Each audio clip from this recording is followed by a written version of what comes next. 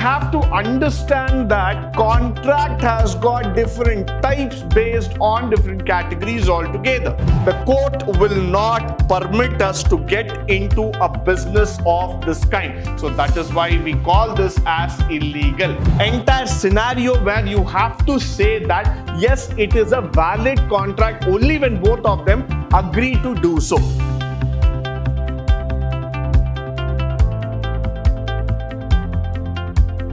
Good morning and welcome to the third session in commercial law, where we are going to talk about the contracts. In the previous session, we were talking about what are the essential elements in the valid contract. So just going further, we're now going to talk about the types of contract from the previous lesson.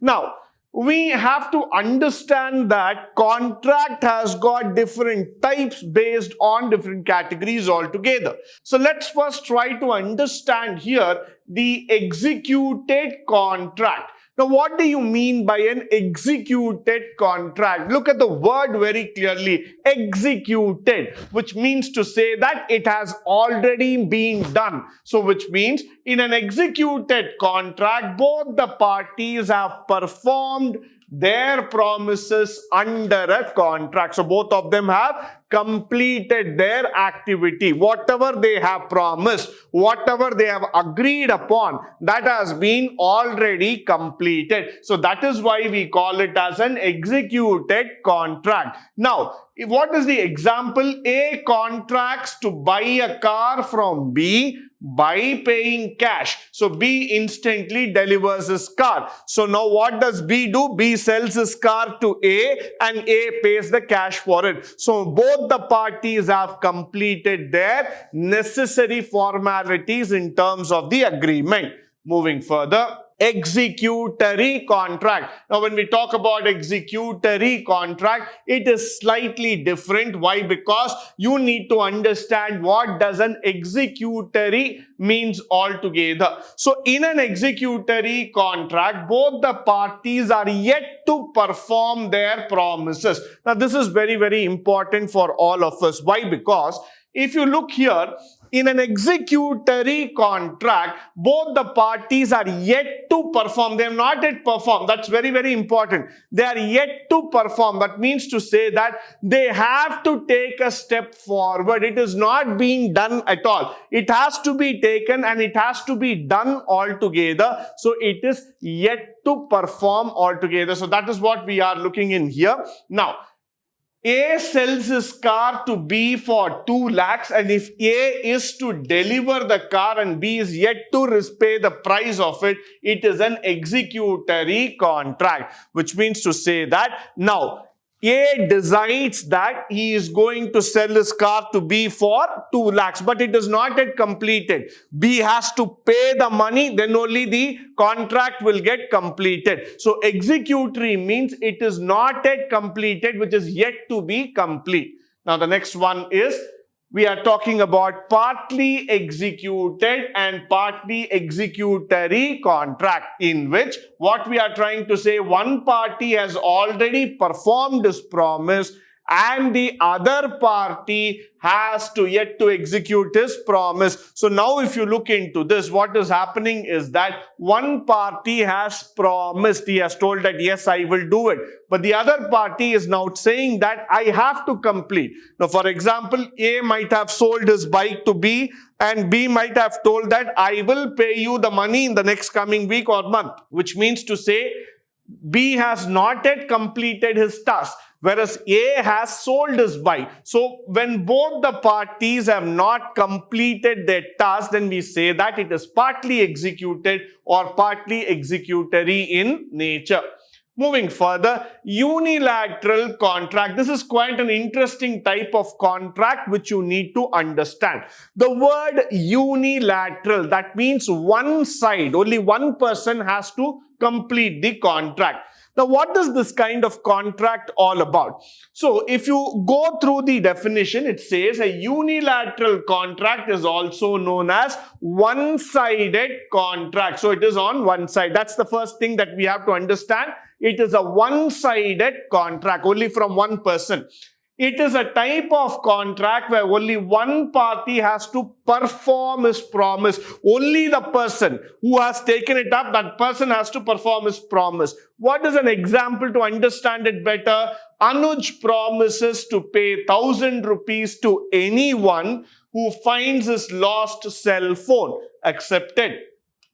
B finds and returns it to Anuj. From time B found, the cell phone contract came into existence. Now Anuj has to perform his promise and the payment is what? He has to pay his 1,000 rupees. Now what is Anuj doing here is that he goes and tells, saying that, sir, I will make a payment to anybody who will find my cell phone and I'm ready to give them 1,000 rupees. So it is a one-sided contract. Only Anuj promises, nobody else has told. So moment anybody who finds the cell phone of Anuj and returns it back to him, Anuj will pay him 1,000 rupees. So that is where the unilateral contract comes. The very, very important thing, it's a one-sided, and that one-sided party has to perform his promise. Now the next one, bilateral. The next type of contract is bilateral. In unilateral, it's one side. In bilateral, it is both the sides. So when we talk about bilateral contract, it means to say that a bilateral contract is one where the obligation or promise is outstanding on the part of both the parties. Now underline that word, both the parties. So both the people have to complete the task. Now, it is known as a two-sided contract. Now, AJ promises to sell his car to BJ for 1 lakh rupees. Moment AJ sells his car to BJ, BJ has to pay him 1 lakh, then only the contract is completed. So the two-sided contract, both AJ and BJ complete their task, then it becomes a two-sided or a bilateral contract altogether. Moving further, what are the types of contract? Valid contract. If the contract is entered into the parties, that is, both the parties who have entered are satisfied by all the elements of the valid contract. Now that word, satisfied by all the elements, this word is very, very important. Why? Because unless and until both the parties understand what is going on, why it is going on, why we need to do it, what are all the formalities that are involved. So until they complete that, they will not be in a position to do. So that is why I say that this is a very, very important format.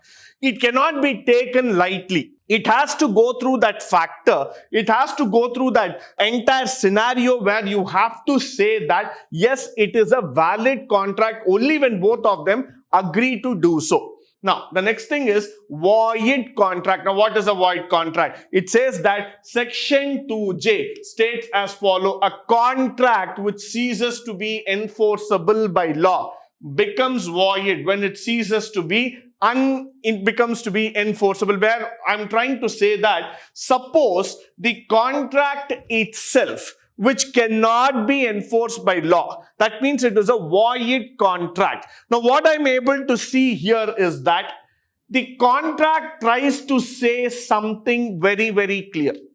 The contract tries to say that, sir, this cannot be followed by the law at any instance.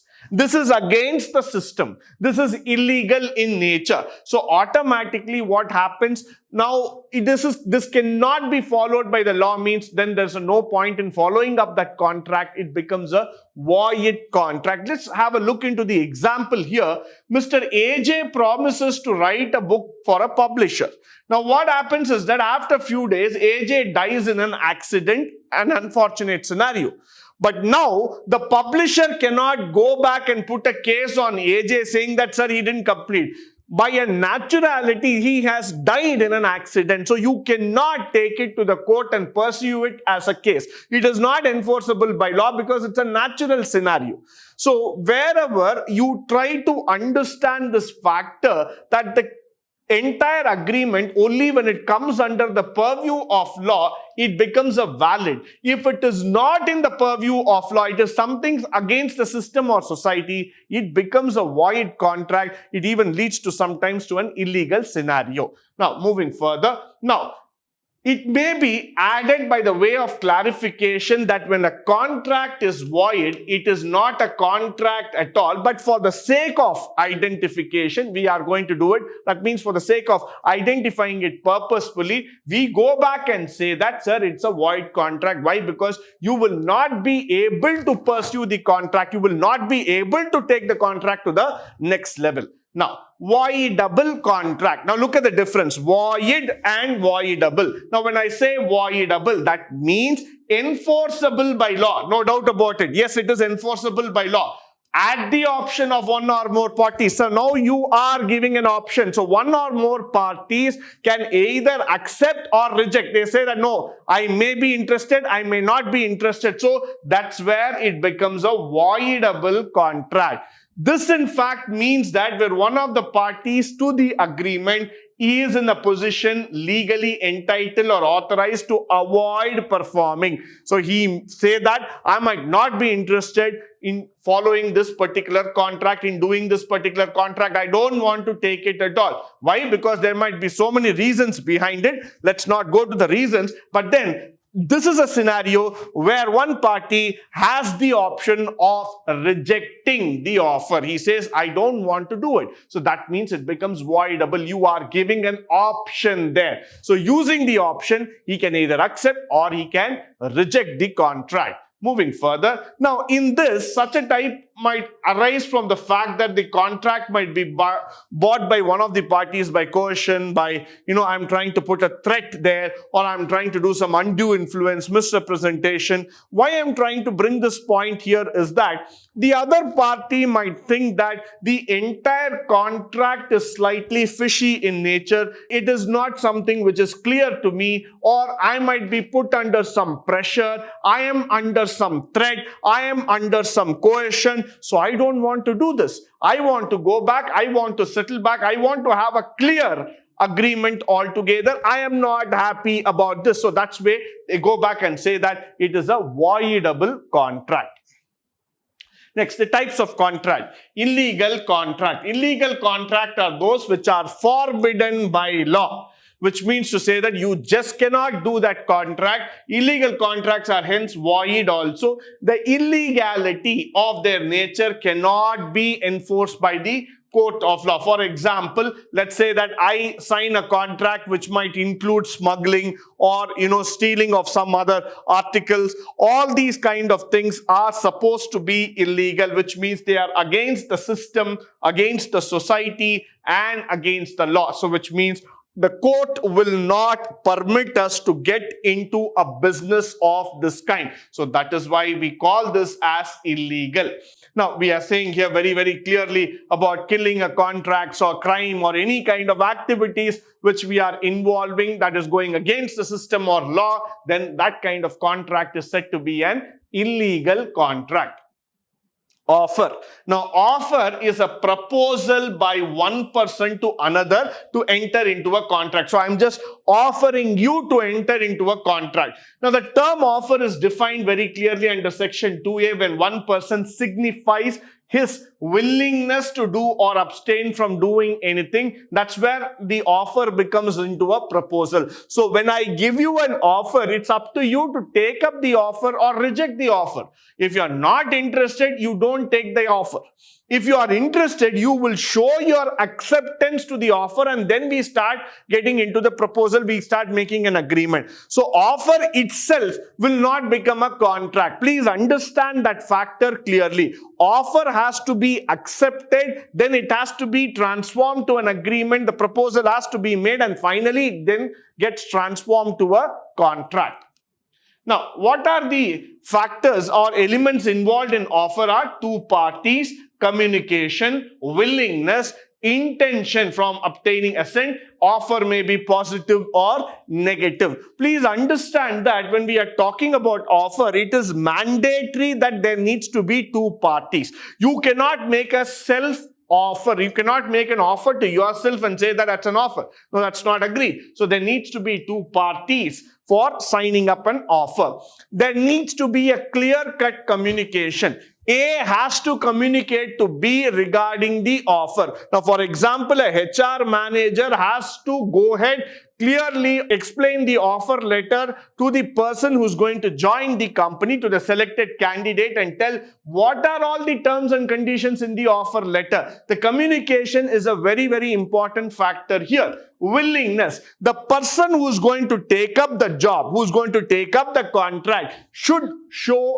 express his willingness. He should agree, saying that yes, I am interested to take up this contract, to work on this particular agreement. Then only the offer will be completed. So there should be an intention of obtaining assent. Yes, there is some intention, there is some purpose behind accepting it. Offer may be positive or negative. Offer can be either very, very helpful, it might be interesting, or it might be negative. It might not be up to my nature at all. So it can be either positive or negative. Moving forward, with this, I come to the end of this particular session. I hope and believe that all the resources, all the slides and contents that have been discussed here will be of a great help to you, both from the subject as well as from the practical standpoint. In the upcoming sessions, we will be learning more about the different aspects of commercial law. Until then, stay tuned, stay blessed, and stay enlightened forever. Thank you once again for joining me today on this wonderful session.